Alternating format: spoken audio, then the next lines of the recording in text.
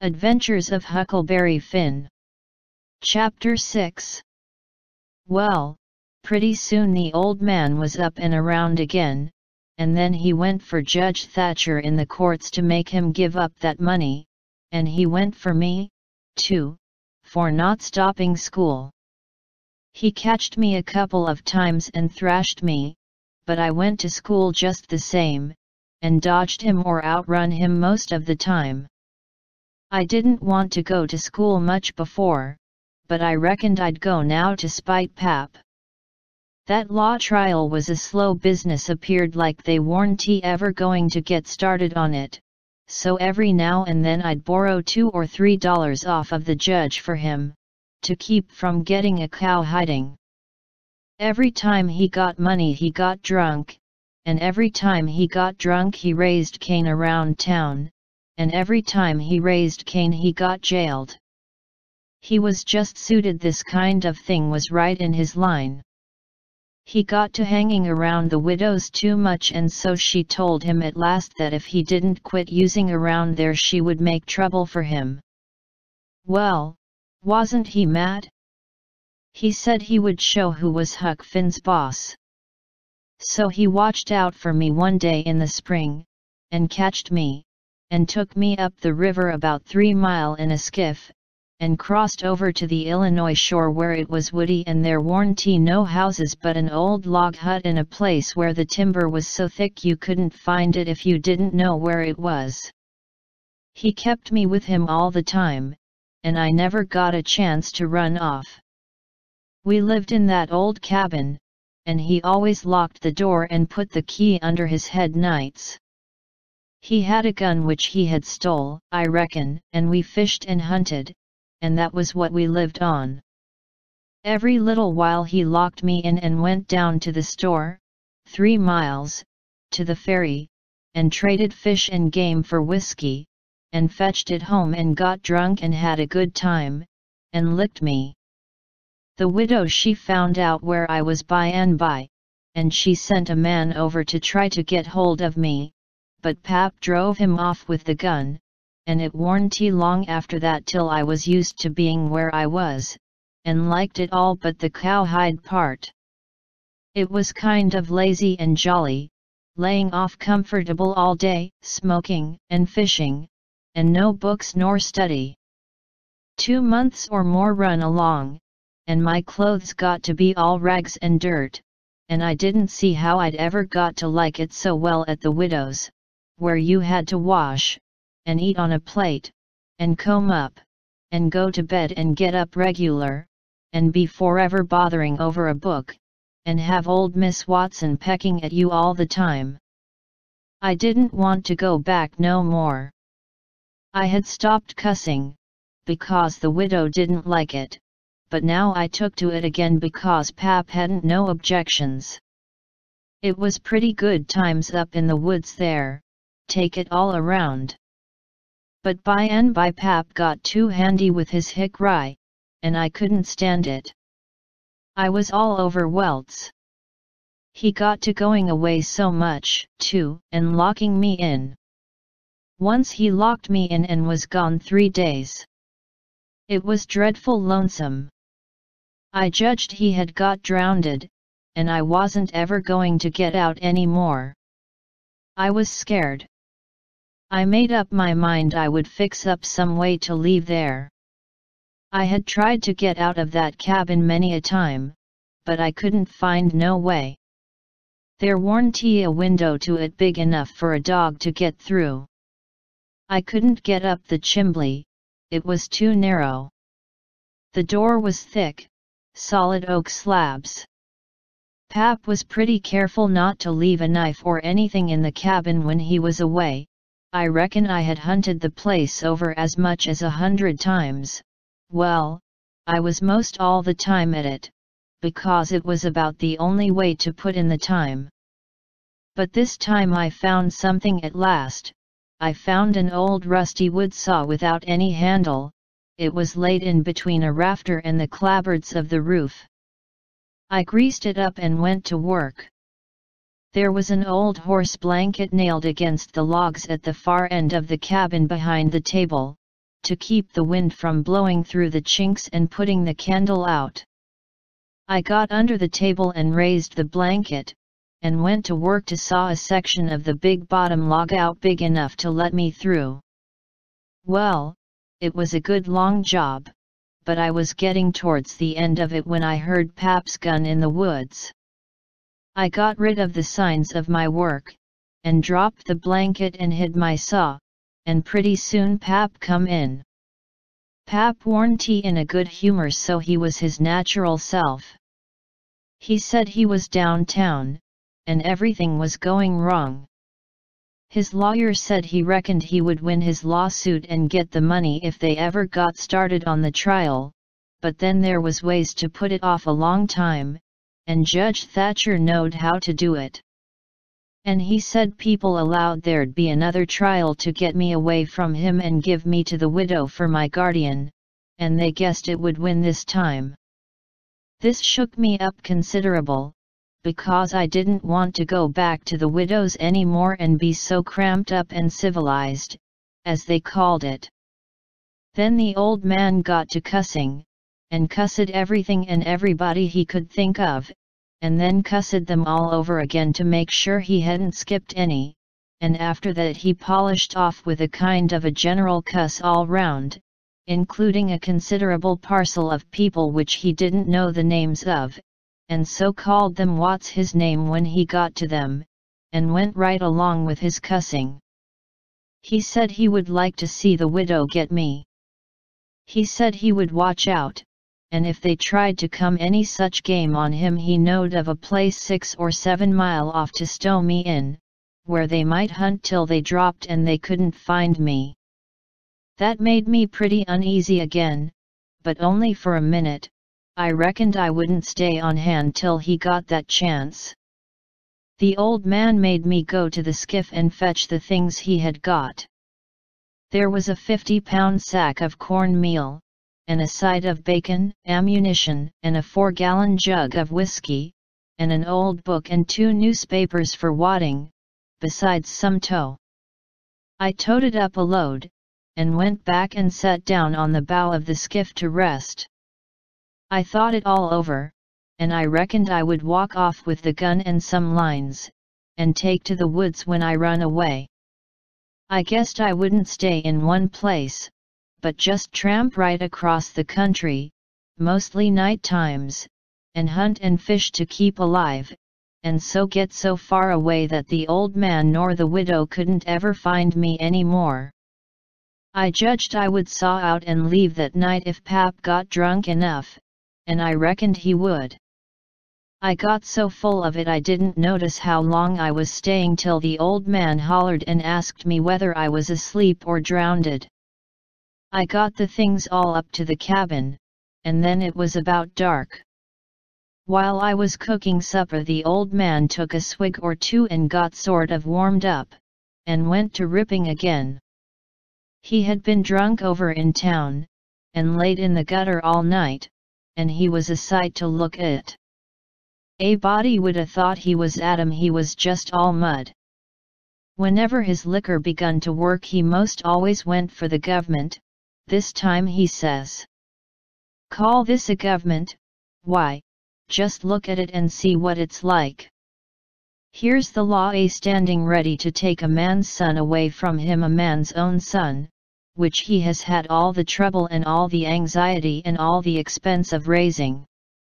Yes, just as that man has got that son raised at last, and ready to go to work and begin to do suthin for him and give him a rest, the law up and goes for him. And they call that government. That ain't all, nuther. The law backs that old Judge Thatcher up and helps him to keep me out o' my property. Here's what the law does, the law takes a man worth $6,000 and up'ards, and jams him into an old trap of a cabin like this, and lets him go round in clothes that ain't fittin' for a hog. They call that government. A man can't get his rights in a government like this. Sometimes I've a mighty notion to just leave the country for good and all. Yes, and I told 'em so, I told old Thatcher so to his face. Lots of 'em heard me, and can tell what I said. Says I, for 2 cents I'd leave the blamed country and never come a near it agin. Them's the very words. I says, look at my hat if you call it a hat, but the lid raises up and the rest of it goes down till it's below my chin, and then it ain't rightly a hat at all, but more like my head was shoved up through a jint o' stovepipe. Look at it, says I, such a hat for me to wear, one of the wealthiest men in this town if I could get my rights. Oh, yes, this is a wonderful government, wonderful. Why, looky here. There was a free nigger there from Ohio, a mulatter, most as white as a white man. He had the whitest shirt on you ever see, too, and the shiniest hat, and there ain't a man in that town that's got as fine clothes as what he had, and he had a gold watch and chain, and a silver-headed cane, the awfulest old grey-headed nabob in the state. And what do you think? They said he was a professor in a college, and could talk all kinds of languages, and knowed everything. And that ain't the worst. They said he could vote when he was at home. Well, that let me out. Thinks I, what is the country a coming to? It was 'lection day, and I was just about to go and vote myself if I warn't too drunk to get there. But when they told me there was a state in this country where they'd let that nigger vote, I drawed out. I says, I'll never vote agin. Them's the very words I said. They all heard me, and the country may rot for all me, I'll never vote agin as long as I live. And to see the cool way of that nigger, why, he wouldn't a give me the road if I hadn't shoved him out o' the way. I says to the people, why ain't this nigger put up at auction and sold? That's what I want to know. And what do you reckon they said? Why, they said he couldn't be sold till he'd been in the state 6 months, and he hadn't been there that long yet. There, now that's a specimen. They call that a government that can't sell a free nigger till he's been in the state 6 months. Here's a government that calls itself a government, and lets on to be a government, and thinks it is a government, and yet's got to set stock still for 6 whole months before it can take a hold of a prowling, thieving, infernal, white-shirt free nigger, and Pap was a-going on so he never noticed where his old limber legs was taking him to, so he went head over heels over the tub of salt pork and barked both shins, and the rest of his speech was all the hottest kind of language, mostly hove at the nigger and the government, though he give the tub some, too, all along, here and there.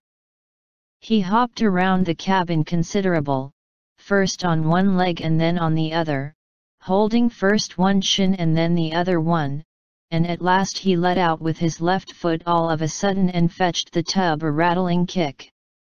But it warn't good judgment, because that was the boot that had a couple of his toes leaking out of the front end of it, so now he raised a howl that fairly made a body's hair raise, and down he went in the dirt, and rolled there, and held his toes, and the cussing he done then laid over anything he had ever done previous. He said so his own self afterwards.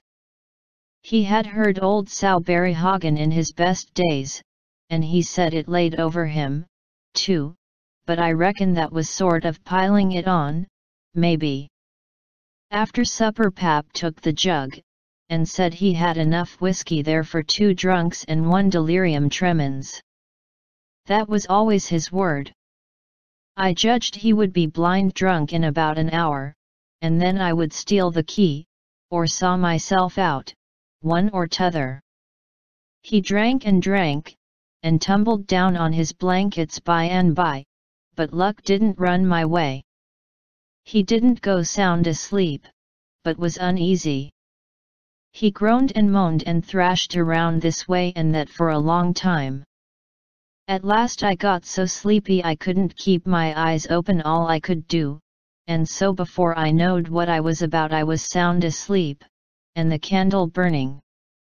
I don't know how long I was asleep, but all of a sudden there was an awful scream and I was up. There was Pap looking wild, and skipping around every which way and yelling about snakes. He said they was crawling up his legs, and then he would give a jump and scream, and say one had bit him on the cheek but I couldn't see no snakes. He started and run round and round the cabin, hollering, "Take him off, take him off, he's biting me on the neck." I never see a man look so wild in the eyes. Pretty soon he was all faggied out, and fell down panting, then he rolled over and over wonderful fast, kicking things every which way, and striking and grabbing at the air with his hands, and screaming and saying there was devils a hold of him. He wore out by and by, and laid still a while, moaning. Then he laid stiller, and didn't make a sound. I could hear the owls and the wolves away off in the woods, and it seemed terrible still. He was laying over by the corner. By and by he raised up part way and listened, with his head to one side. He says, very low, "Tramp, tramp, tramp, that's the dead, tramp, tramp, tramp, they're coming after me, but I won't go. Oh, they're here. Don't touch me, don't. Hands off, they're cold, let go. Oh, let a poor devil alone." Then he went down on all fours and crawled off, begging them to let him alone, and he rolled himself up in his blanket and wallowed in under the old pine table, still a-begging, and then he went to crying. I could hear him through the blanket. By and by he rolled out and jumped up on his feet looking wild, and he see me and went for me. He chased me round and round the place with a clasp knife, calling me the angel of death, and saying he would kill me, and then I couldn't come for him no more. I begged, and told him I was only Huck, but he laughed such a screechy laugh, and roared and cussed, and kept on chasing me up. Once when I turned short and dodged under his arm he made a grab and got me by the jacket between my shoulders, and I thought I was gone, but I slid out of the jacket quick as lightning, and saved myself. Pretty soon he was all tired out, and dropped down with his back against the door, and said he would rest a minute and then kill me. He put his knife under him, and said he would sleep and get strong, and then he would see who was who. So he dozed off pretty soon. By and by I got the old split-bottom chair and clumb up as easy as I could, not to make any noise, and got down the gun. I slipped the ramrod down it to make sure it was loaded, then I laid it across the turnip barrel, pointing towards Pap, and sat down behind it to wait for him to stir. And how slow and still the time did drag along.